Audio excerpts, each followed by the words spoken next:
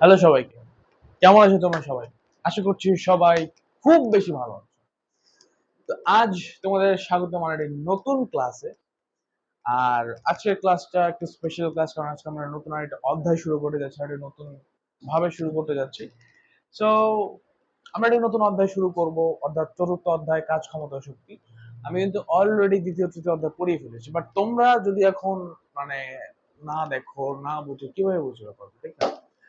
আমি একটা কথা বলছি, এই এই ভিডিওগুলোতে ক্লাসগুলোতে আমি এমন কিছু রিসোর্সেস তোমাকে প্রোভাইড করেছি যেটা কিনতে তোমাকে চোখ বন্ধ করে হলেও 24 থেকে 30 হাজার টাকা লাগবে, এবং ওই রিসোর্স গুলো আমি সব প্যাক করে তোমাদেরকে ফ্রিতে দিয়ে দিয়েছি। এখন তুমি যদি এটার ভ্যালু না বুঝো তাহলে কিছু করার নেই আমার কাছে।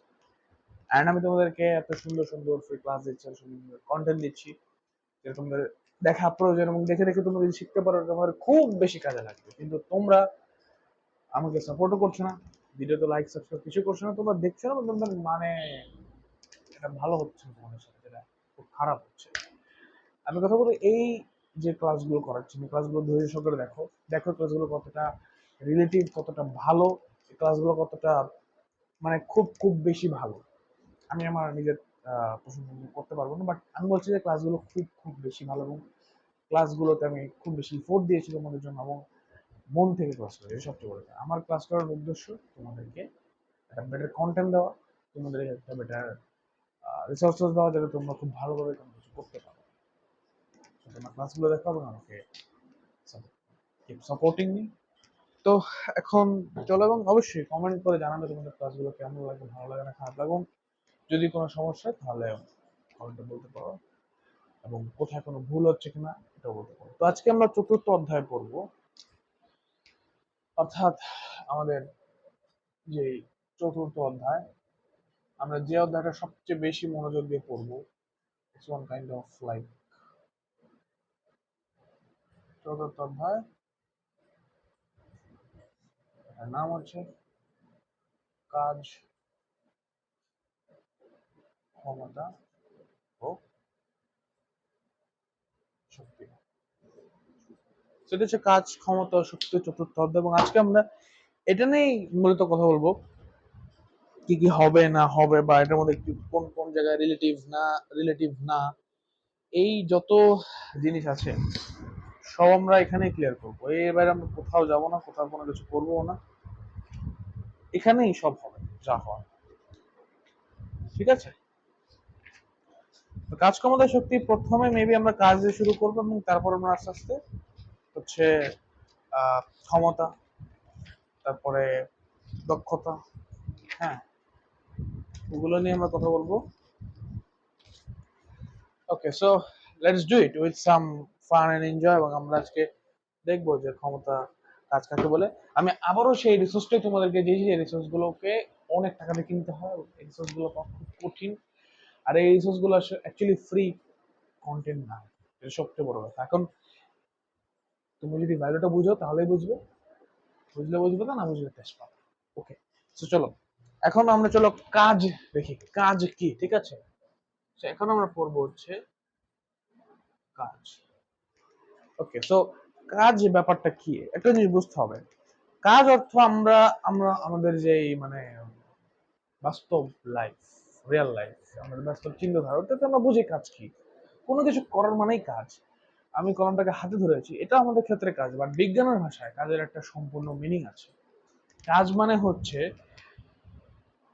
এমন একটা ব্যাপার যেখানে তোমাকে কোনো তোমার ধারা কোনো বস্তুর স্মরণ হতে হবে, অর্থাৎ তোমার ধারা কোনো একটা কৃত জিনিস হতে হবে।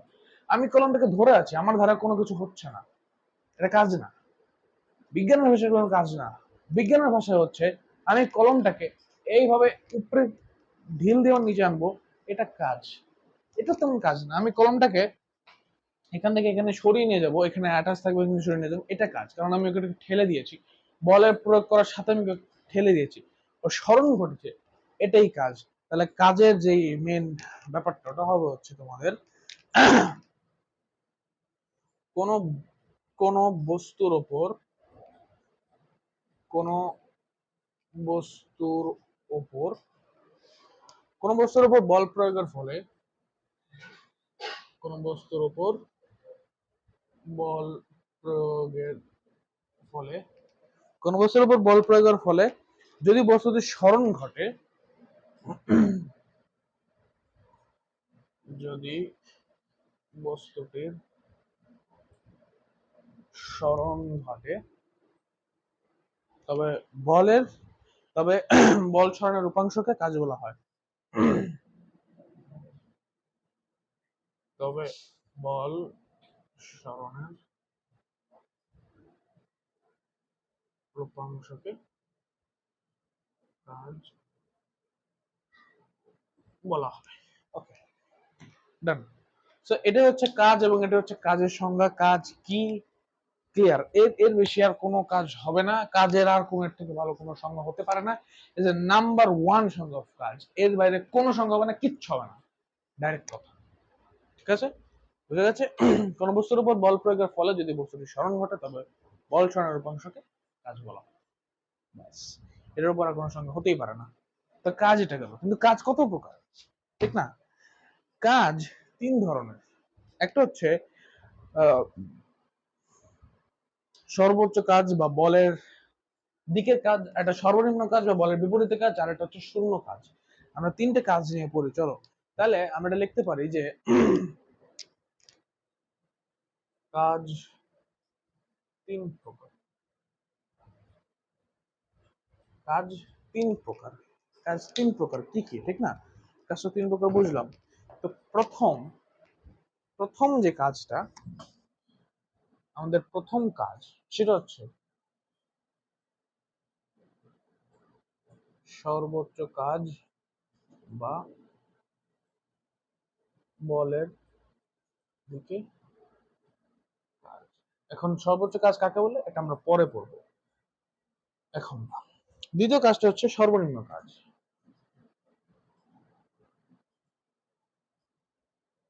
সর্বনিম্ন কাজ বা বলের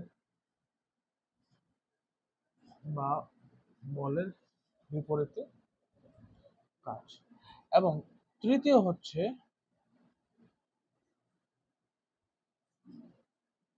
শূন্য কাজ। ওকে, সো এটা হচ্ছে কাজ কাকে বলে এবং কাজের কত প্রকার এবং কি কি, সব লিখে দিলাম। এর বেশি আর কিছু, এর বাইরে কিচ্ছু নাই। কাজের কাজের কোনো আর কোনো মানে কোনো ধরনের কোনো আর ব্যাপার স্যাপারই নেই, শেষ। কাজ এখানেই শেষ। এখন আরো কিছু কনসেপ্ট আছে, যেরকম কাজকে আমরা কি দ্বারা প্রকাশ করি। কাজকে আমরা প্রকাশ করি হচ্ছে, কাজকে আমরা ডাব্লিউ দ্বারা প্রকাশ করি। এবং আমরা এখানে যেটা বলতে পারি, ডাব্লিউ ইকুয়াল আমরা রেখে হচ্ছে F x. W equal F x লেখা যায়, আমরা লিখতে পারি W equal F S cos theta, F S cos theta. বা এটা আবার এভাবে লেখা যায়, এটা আরেকটা ব্যাপারে, যেরকম আমরা যদি এখানে লিখি এটা, হুম, cos theta equal x by s, অর্থাৎ s equal x cos theta, তাহলে cos theta equal x by s বা x equal s cos theta। এটা এটা হচ্ছে তোমাদের ওই যে w equal f x আমরা লিখলাম না, ওই x টাকে কিভাবে বের করলাম ওইটাই লিখলাম, cos theta equal x by x। হ্যাঁ, এটাই। তো এখন আমরা একটা ব্যাপার বলি যে, মানে একটা ভারী বস্তু বা একটা হালকা বস্তুর ভরবেগ সমান হলে কোনটির বিপরীত শক্তি হিসেবে, এরকম আমরা অঙ্ক করতে পারি। তো এটা আমরা পড়বো, হ্যাঁ ঠিক আছে, এটা পড়বো আমরা। সো এটা যখন আমরা পড়বো, তার আগে আর একটা ব্যাপার বুঝো তোমরা, যে এই যে আমরা x equal S cos theta বের করলাম, কই থেকে বের করলাম, ঠিক না? এটা কেমনে কেমনে আসলো এটা, কথা তো এখানে যে কেমনে আসলো। তো এতটুকু আমাদের ক্লিয়ার, এতটুকু যা আছে ঠিক আছে, এর বাইরে কিছুই না, এর বাইরে কোনো সংখ্যা হবে না কাজের। সো ওই যে এখন আমরা এই এফএক্স যে cos theta, FS cos theta, এখন এক্স ইকুয়াল আবার ওই X by S cos theta, এটা কি মানে বুঝিয়ে দেখছি, ঠিক না? বুঝাচ্ছি, ওয়েট,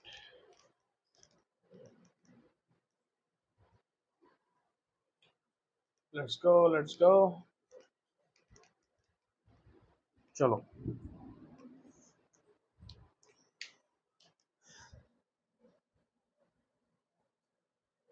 এটা একটা সরলরেখা যাচ্ছে এবং সে যেতেই যাচ্ছে।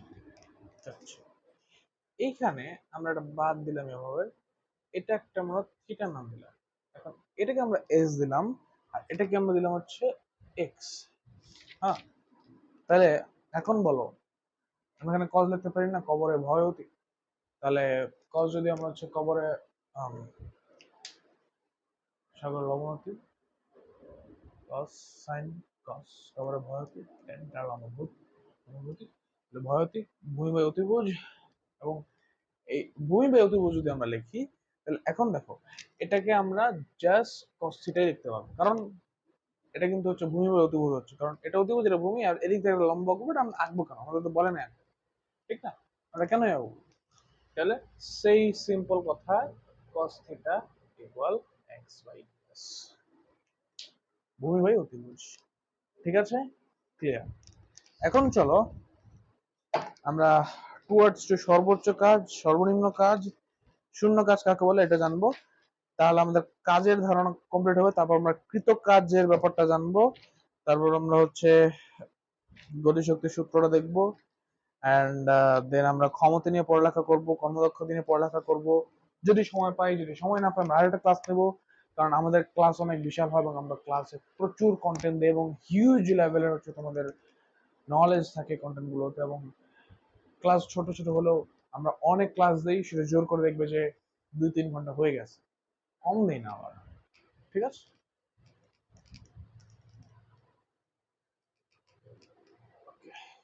চলো।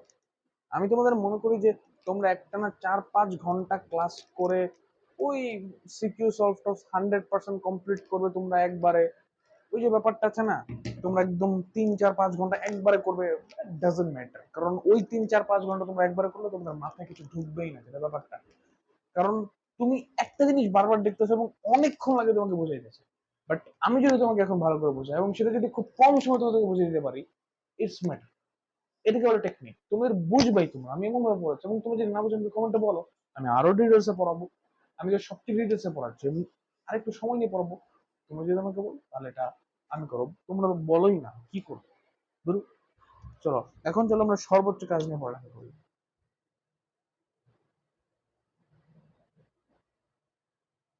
সর্বোচ্চ সর্বোচ্চ কাজ কাকে বলে, রাইট? সর্বোচ্চ কাজ হচ্ছে কোন বস্তুর উপর বল প্রয়োগ করার ফলে যদি বস্তুর সেই সরণটা বলের দিকে ঘটে, তাহলে বল ও সরণের রূপাংশকে সর্বোচ্চ কাজ বলে। অর্থাৎ আমরা যদি এইভাবে ধরো, কাইন্ড অফ এটা একটা টেবিল, এখানে ডাস্টারটা রাখলাম, এখন এখান থেকে ডাস্টার থেকে নিচে পড়ে গেল, তাহলে কি হলো? বলের দিকে কাজ হলো, কারণ বল কিন্তু নিচের দিকে ওকে টানতেছে, ও কিন্তু এমনি পড়ে যায় নাই, ওকে একজন টান দিচ্ছে। আর সেটা হচ্ছে পৃথিবী অভিকর্ষ ত্বরণের ধরে ওকে টান দিয়েছে, আর সেই টান দেওয়ার ফলে ও যে নিচে পড়ে গেছে, এটা ওই বলের দিকে কাজ করেছে। এটাই হচ্ছে সর্বোচ্চ কাজ। ক্লিয়ার? এখন সংজ্ঞাটা লিখে দিই। কোন বস্তুর ওপর বল প্রয়োগে যদি বস্তুর সরণ বলের দিকে ঘটে, তবে তাকে তবে বল ও সরণের রূপাংশকে সর্বোচ্চ কাজ বলে। এটাই, এর বাইরে কিছুই না, এটা হচ্ছে সর্বোচ্চ কাজ। এটার উদাহরণটা কি? এইভাবে এস,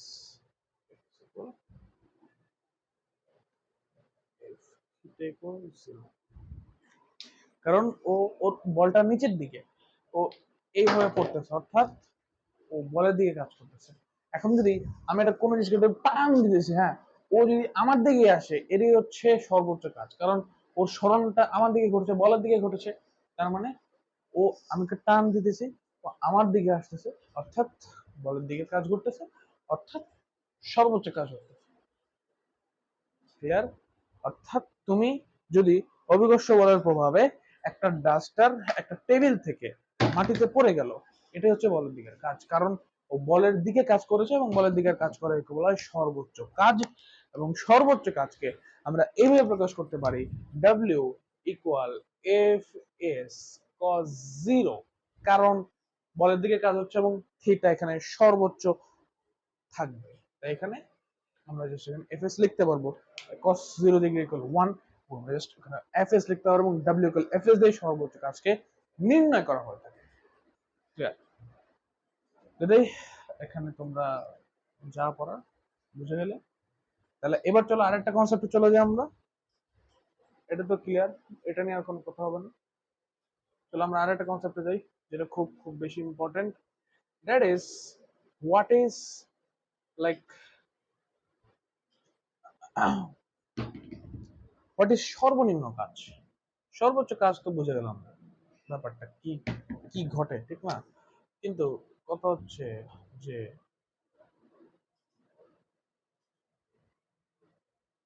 সর্বনিম্ন কাজ একটা কথা দেখো, তোমরা এখানে ধরতে পারবে যে সর্বনিম্ন কাজ কি।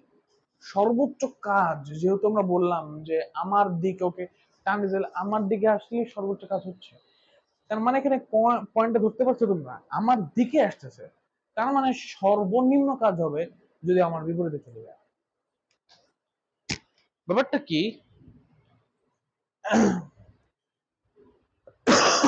কোন বস্তুর ওপর বল প্রয়োগে যদি বস্তুর সরণ বলের দিকে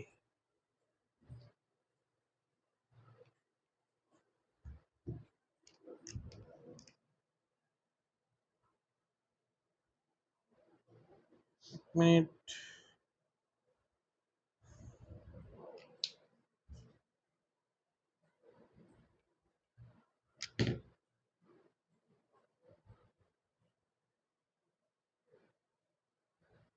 বলের বিরুদ্ধে, অর্থাৎ কোন বস্তুর উপর বল প্রয়োগে যদি বস্তুর সরণ বলের বিরুদ্ধে ঘটে, তবে বল ও সরণের রূপাংশকে সর্বোচ্চ কাজ বলে। ঠিক আছে? অর্থাৎ কি এটা, দ্যাটস মিন কত বলো, আমরা এই ভালো করে এটা 180 ডিগ্রি, এটা 180 ডিগ্রি হলে এখানে আমরা লিখতে পারবো এফ থিটা ইকুয়াল 180 ডিগ্রি এবং এটা হচ্ছে এস। ঠিক আছে? আর এটার ক্ষেত্রে হচ্ছে তোমার W W FS cos theta, W equal এখানে এফএস ইন্টু কস 180 ডিগ্রি হবে, তাহলে 180 ডিগ্রি হচ্ছে -1, তাহলে এফএস -1 অর্থাৎ এটাই, এটা হচ্ছে আমাদের মূলত সর্বনিম্ন কাজ বা যেটাই বলো, ওটি হচ্ছে সর্বনিম্ন কাজ। এবং বলের বিরুদ্ধে যে কাজটা হয় ওটা হচ্ছে সর্বনিম্ন, এটাই। এখন চলো শূন্য কাজ দেখি আমরা। হ্যাঁ, শূন্য কাজ। এখন শূন্য কাজ কি, এগুলো বাদ, এটা এর কোনো কন্টেন্টস থাকবে না, এতটুকু হলো।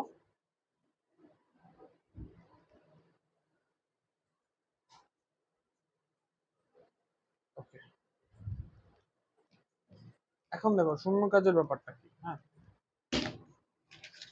এটা কথা বলো। আচ্ছা, সর্বনিম্ন কাজের ব্যাপারটা হচ্ছে আমি নিচে পড়ে থাকা একটা ডাস্টারকে টেবিলে এনে রাখলাম, এটা হচ্ছে সর্বনিম্ন কাজ। কারণ আমি বলের বিরুদ্ধে, ওকে বলে টানতে ছিল পৃথিবী, আমি ওকে জোর করে উপরে উঠেছি, এটাই আমার দোষ, এটাই হচ্ছে সর্বনিম্ন কাজ। ঠিক আছে? এবার চলো আমরা দেখবো হচ্ছে শূন্য কাজ।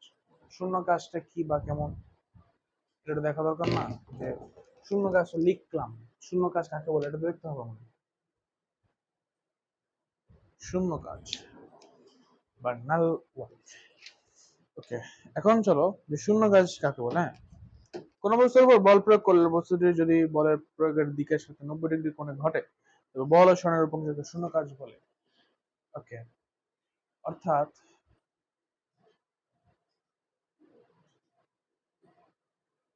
এখানে একটা কথা হবে, সেটা হচ্ছে বলের দিকের সাথে, হুম, বলের দিকের সাথে 90 ডিগ্রি কোণ,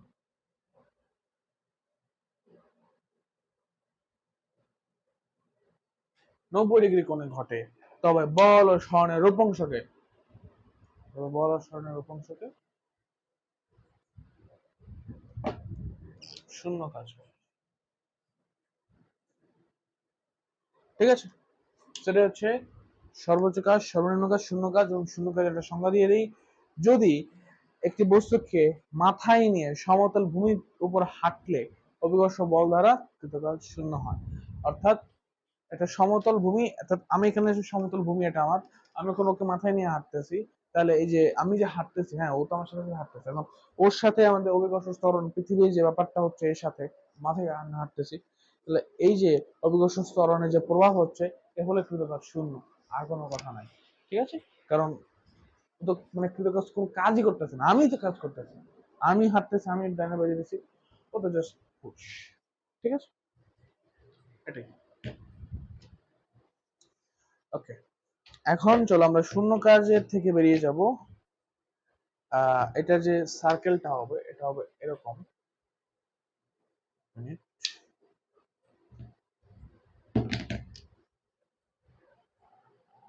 এই যে সার্কেল,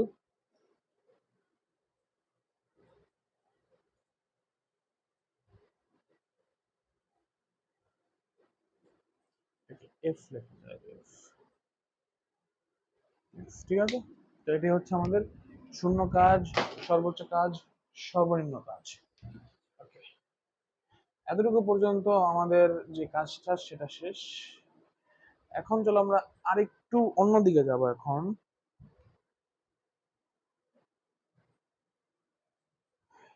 সেটা হচ্ছে কোন দিকে যাবো বলতো, কোন দিকে যাই, কোন দিকে যাই,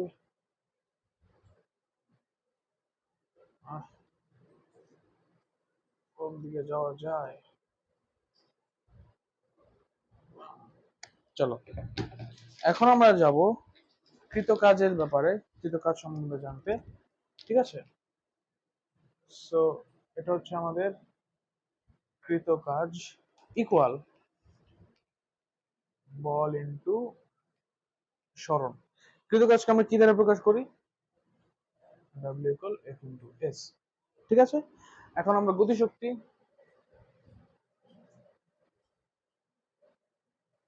গতিশক্তি লিখবো এখানে, গতিশক্তি, তাহলে গতিশক্তি ইকুয়াল এফ ইন্টু এস। এখন এখানে এস এর জায়গায়, এখানে এখানে আমরা এফ এর জায়গায় এটা কে, কে দ্বারা প্রকাশ করবো গতিশক্তিকে আমরা, কে, এবং আমরা এখানে লিখতে পারি এম এ এস। হ্যাঁ, এম এ এস লিখতে পারি, এটাই। তাহলে এখন এই কে কে আমরা এখানে যদি রেখে দেই,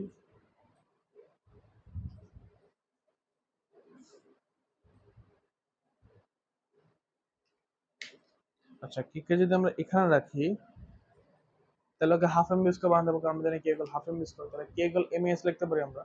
এখন আমরা এই এটা সূত্র আনতে পারি না, যে একটা সূত্র আমাদের কাছে আছে, এটা এটাই পর্যন্তই থাক। হ্যাঁ, আমরা এখন আরেকটা লাইনে যাব, সেটা হচ্ছে কি, সেটা হচ্ছে কি, সেটা হচ্ছে V square equal U square minus 2s, maybe that is plus 2x। হ্যাঁ, এখন চলো তাহলে আমরা ইউ জিরো, কারণ গতিশক্তির ক্ষেত্রে ওই আদিবেগ শূন্য থাকে, তাহলে আমরা যদি ইউ জিরো ধরি প্লাস 2s ভি স্কোয়ার। হ্যাঁ, তাহলে এখন আমরা এই এস কে এখানে আনতে পারি, এস কে যদি আমরা এখানে নিয়ে আসি তাহলে আমরা লিখবো V square by two, V square by two লিখবো। এখন এখন যদি আমরা ওইটাকে এখানে আনি তাহলে এখানে আমাদের এমটা ওই যে এটাকে যদি আমরা এখানে দেখো কে কে এম এস লিখছিলাম, এখানে জাস্ট এস আসছে, আমাদের এম নাই, তাহলে ওটাকে যদি আমরা লিখে দেবো এমটা আনতে হবে না। তাহলে আমরা কে কে জাস্ট হচ্ছে এখানে লিখে দিব, এবং আমরা হচ্ছে এখানে M into V square by two নিয়ে আসবো। তাহলে এই ভি স্কোয়ার বাই টু কিন্তু আমরা আবার ওয়ান বাই টু বের করতে পারি, অর্থাৎ আমরা এখানে K equal half M V square, এটাই হচ্ছে আমাদের গতিশক্তির সূত্র। That's it. এটা হচ্ছে আমাদের কি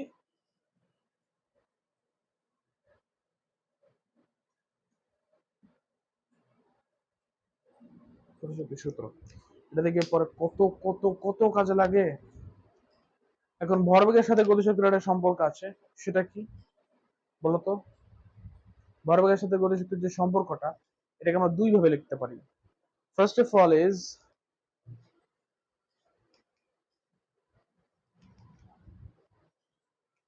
ভরবেগকে আমরা পি দ্বারা প্রকাশ করতে পারি না? ভরবেগকে কিন্তু আমরা পি দ্বারা প্রকাশ করতে পারি, যেটা আমরা আগের ক্লাসে এবং আর অনেক ক্লাসে আমরা পড়েছি, দেখেছি। ঠিক আছে, ভরবেগকে আমরা হচ্ছে পি দ্বারা প্রকাশ করতে পারি। তাহলে P equal root two M K, এটা হচ্ছে একটা সম্পর্ক।